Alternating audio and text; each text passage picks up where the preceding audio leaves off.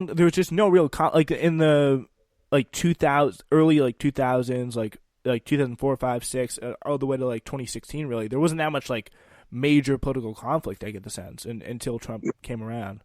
And so, I have this stock line whenever people are complaining about how so many things have changed, businesses have changed, the markets have changed. It's like, I blame the internet. The internet has caused all of this. There's the ready availability of you can find your tribe in seconds, and you can listen to news in your echo chamber.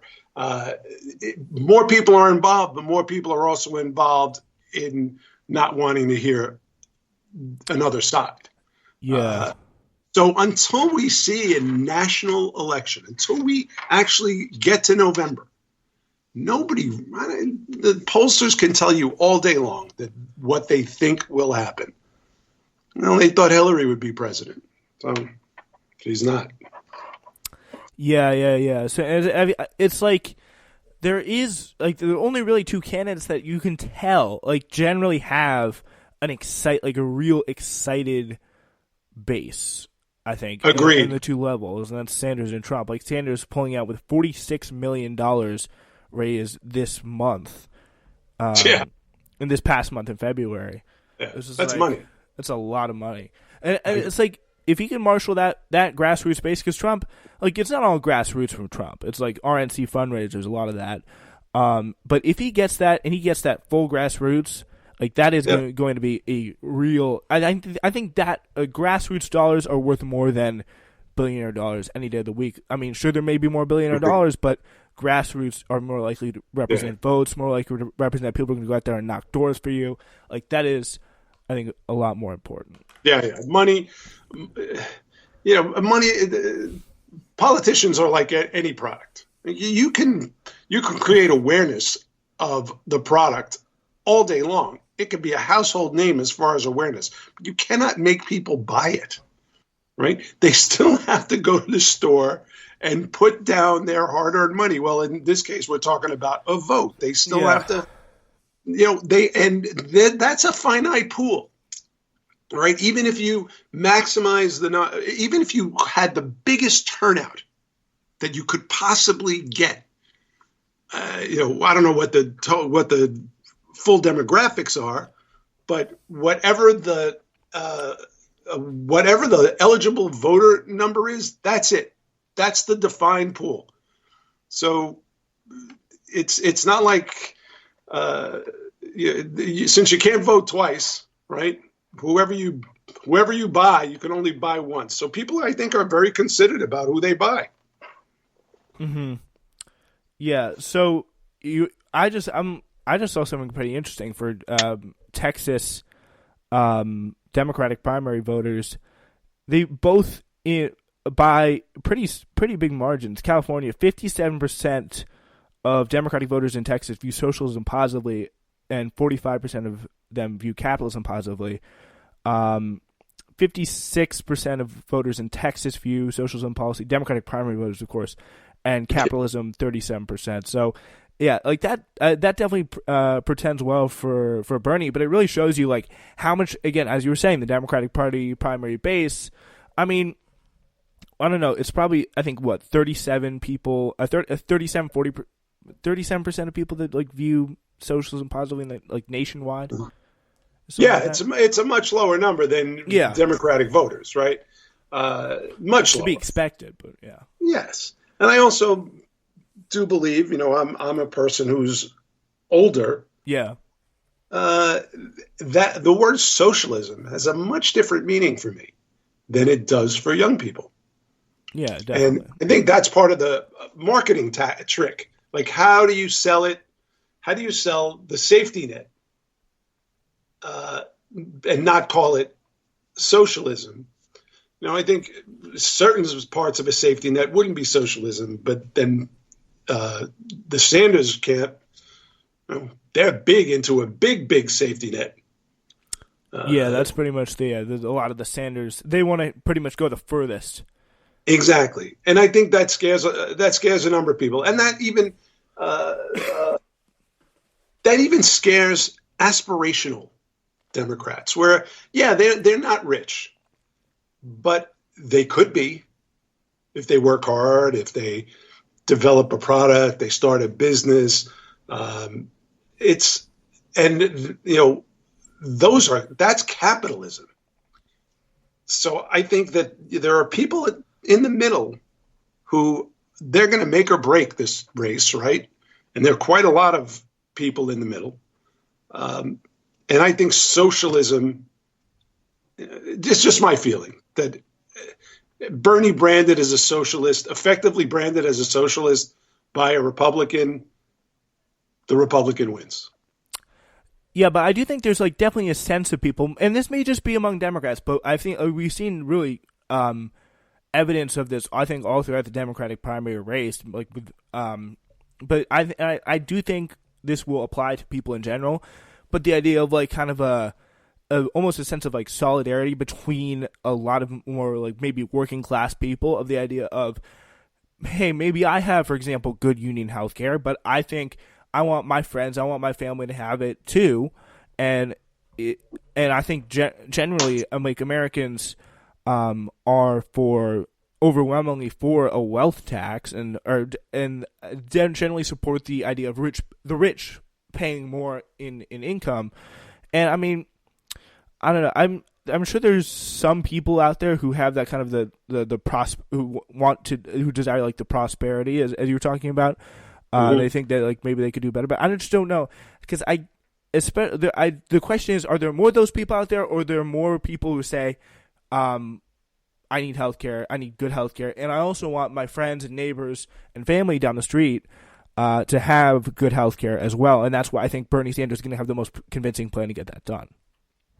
Right, and I understand, and that's the argument. I mean, that's really the essence of it, right?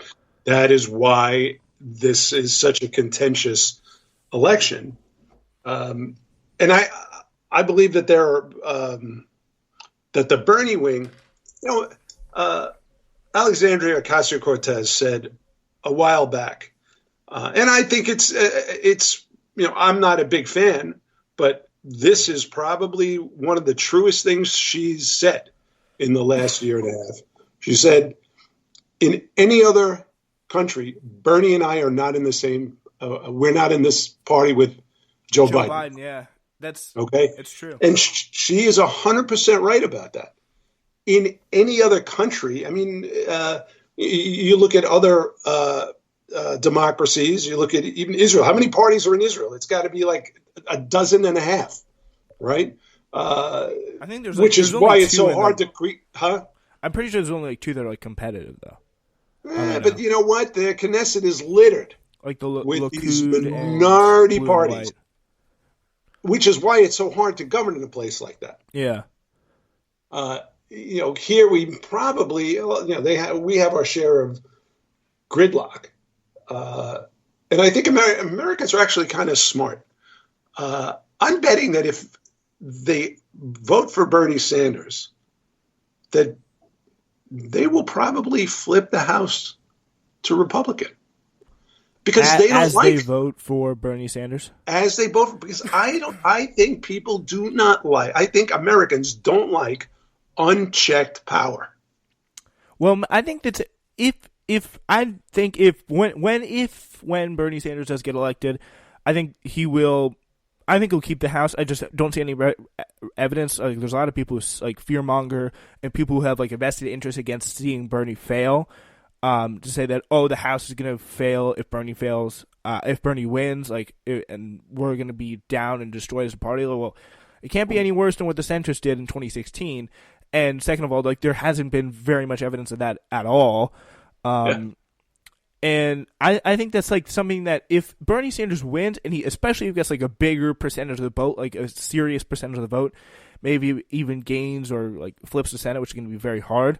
But if he does do that, I think that's if he gets that mandate, I think it'll be very interesting to see what he does with it. And maybe if he fails or if he runs up against some trouble, doesn't have a good first 2 years, then I think that's when like the check on power comes. Because especially in a way or a reaction to Trump, I think it's going to be much more one one party. Because I mean, again, there's people like to get things done as well. I think there's that. Like they like to see things happening. Well, they don't like to get too much done. They don't like to see, like a wildfire spread through the House, the Senate, and the executive. I mean, it's just, and listen, there's an unspoken check on power going on here anyway. Donald Trump has been nominating literalist judges for yes. Okay. Many. How these were left to him, I have never. If there are any big holes in Obama's legacy, this is going to be one. It's all thanks to Rahm Emanuel saying, I don't want to waste too much political capital on the courts. I don't think it's a big deal. Right, Rahm Emanuel. Rahm Emanuel's also the guy who said, never let a good crisis go to waste, right? So, even those guys, and Mitch McConnell being very effective in advancing Republican Party goals. That will be his legacy. Yeah, that's it's not very big, it's not very splashy, but it's so important. No, but it's big. It's huge. They're shifting the judiciary for a generation. So I think the people who pay attention to this kind of stuff understand all the moves that are being made on the chessboard. So Bernie is probably a Bernie win is mitigated anyway in some way. Not and I also believe that Bernie will have absolutely the worst time trying to introduce the legislation that he is intending to propose. I think it's getting mitigated by the Democrats. I do. That's what I'm saying. It by is, everybody. definitely. By everybody, Republicans and Democrats. He's going to have people fighting. He's going to have people who are supposedly in his own party fighting against him. Probably harder than they fight against some Republicans. I agree. It is because what he's doing and what he's really, I think, trying to threaten is and the money that he is trying to shake up, shall we say, is bigger than anything that anyone else has tried to do in a very long time. It's a very, very serious threat to a lot of people's lives, or not lives, but industry and livelihoods. And it scares the hell out of people who have a vested interest in this, right? Yeah. DC people. Yes. Now, there are a sizable portion of people in the country who pay no taxes at all. In income. What's that? In income, but there are. Yes, they pay no income taxes, right? There's a sizable portion of the population that receives many more government services than others. It doesn't make much difference to a pretty decent part of the population who wins. Doesn't matter. They're already getting health care. They already have a place to live. They're already eating. And those are the big ones, right? So what we're left with is the percentage of the population for whom higher taxes are going to matter. And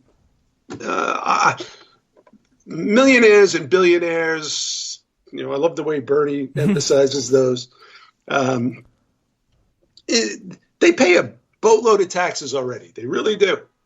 And they also provide a service to the nation it's irreplaceable. They start businesses and employ people, right? I think under socialism, or it's like a bigger safety net, we'll call it. Mm-hmm. A very big, impressive Bernie-style safety net. Those people pull in their business horns. You know what? We don't have to invest in all this stuff. We're rich. We don't have to risk capital for a bad return, a low return. We'll just wait. We'll wait it out. I think a Sanders presidency